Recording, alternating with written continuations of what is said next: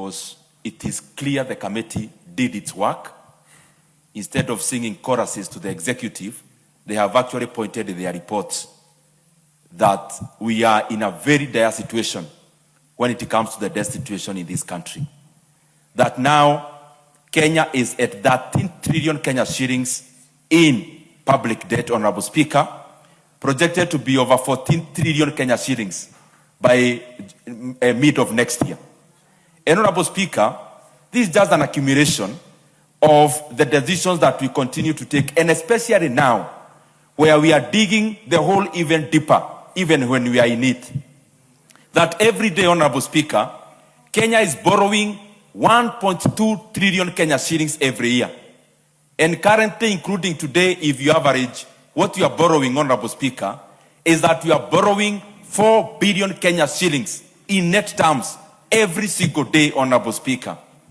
Net terms meaning even after accepting refinancing, where you borrow the SACCO to pay the Shylock. We have even accepted that, Honorable Speaker. Honorable Speaker, this is a very unprecedented situation because in the year from 2002, our debt was 600 billion Kenya shillings. During the reign of President Mwai Kibaki, he borrowed only 1.2 trillion Kenya shillings in his entire 10 years. Honorable Speaker, we are now borrowing more money per year than Honorable Mwai Kibaki borrowed for the entire 10 years, Honorable Speaker. We are now borrowing 500 billion Kenya shillings more than the era of President Uhuru Kenyatta. That at around that time from 2013 all the way to 2022, Kenya was borrowing an average of 700 billion Kenya shillings every year. Now we are borrowing 1.2, and especially out of this year, Honorable Speaker. And I ask this government, do you want to break the record of borrowing? I think the better records to break are the records of good governance, not the records of profligate borrowing, as we see it now, Honorable Speaker. And what is even more worrying is that whatever I'm reporting before this House is actually what we would call official debt. This government has gone further, something that has never been done ever. That from last year, we have now opened a separate book where we are calling it many names. In one name, it's called securitization. In another name, it's called Talanta Board. Illegal borrowing. That as we talk before this House today and to Kenyans, that this government is now beyond over borrowing more than all the other previous years. We now want to even borrow and use the housing levy as collateral. And we are doing that so that we do not report these debts in the actual books that are known across the world.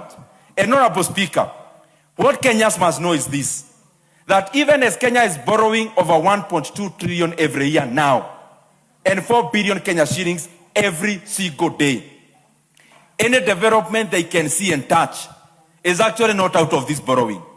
Any ongoing road in Kenya is another loan on the side called securitization, where even the debt committee in this House has never had even a single document relating to that illegal debt.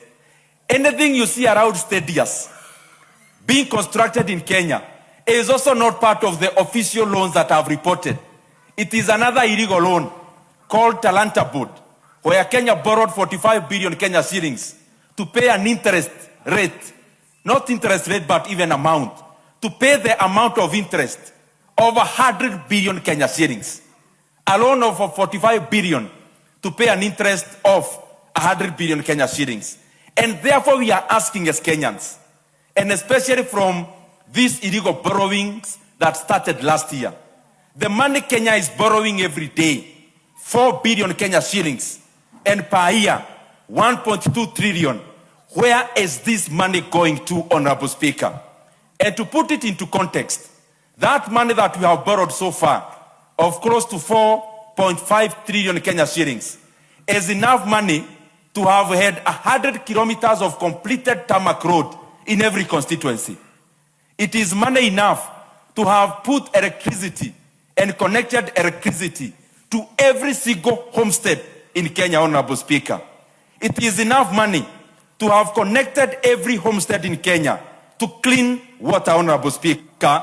This money is money enough to have made education totally free in Kenya, from nursery, PP1, Honorable Speaker, all the way to the university.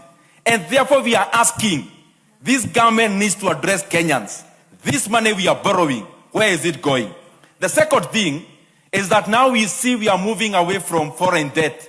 We are moving away from money we borrow at 3% to borrow domestically at around double digit. And Honorable Speaker, Kenyans are asking why. But this is the answer. We are leaving cheaper money for more expensive money because we are running away from accountability. And that is why external lenders of stature, like IMF, like the World Bank, they are no longer lending money to Kenya, Honorable Speaker, because they can see the kind of carelessness at which you are borrowing. And especially the fact that now the people in the executive pretend to be clever to borrow money on the book and off the book, Honorable Speaker.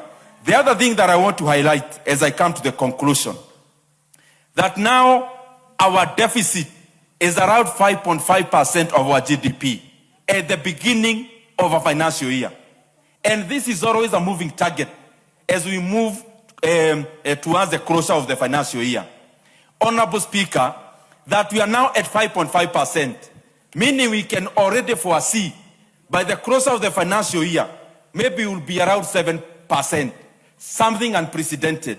It is time we call the leadership of this country into order. We cannot continue to overburden the current Kenyans, and at the same time, we want political collapse by overburdening hugely even the future generations. It is time for this House to stand up, Honorable Speaker. It is time for this House to say no to this profligate